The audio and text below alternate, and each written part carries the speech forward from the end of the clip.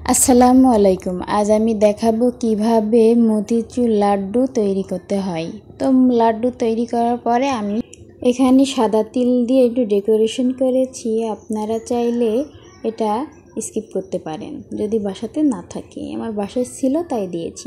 তো আমি একটা লাড্ডু ভেঙে দেখাচ্ছি ভিতরটা কেমন হয়েছে। এই যে দেখতেই পাচ্ছেন, খেতে যেমন লোভনীয় এবং সুস্বাদু। তো যাই হোক, আমি আগে থেকে ছোলার ডাল ভিজিয়ে রাখছিলাম। তো এখন এগুলো ব্লেন্ডার করে নেব। তবে একদম ফেন্সি করা যাবে না, একটু রাখতে হবে আধো আধো। তো আমি এখানে একটু এলাচের গুঁড়ো আর কর্নফ্লাওয়ার নিয়েছি আর স্বাদ মতন লবণ দিয়ে ভালো করে মাখিয়ে আমি এটা ভেজে নেব। অল্প আঁচে ভাজতে হবে যাতে পুড়ে না যায়। এই যে আমার ভাজা কমপ্লিট। এবার আমি আবার একটু ব্লেন্ডার করে নেব। আপনারা চাইলে শিলপাটাতেও বাটতে পারেন। এই যে আমার বাটা রেডি।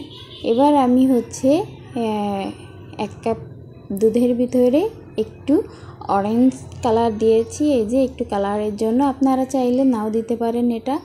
এবার আমি যখন পানি ফুটে উঠবে আমি এটা ঢেলে দিয়েছি, দেখতেই পাচ্ছেন। তো এটা আলতোভাবে নাড়তে হবে, নাড়া বন্ধ করা যাবে না। নাড়া বন্ধ করলে কি হবে, লেগে যেতে পারে, তখন এটা খেতে তেমন একটা ভালো লাগবে না।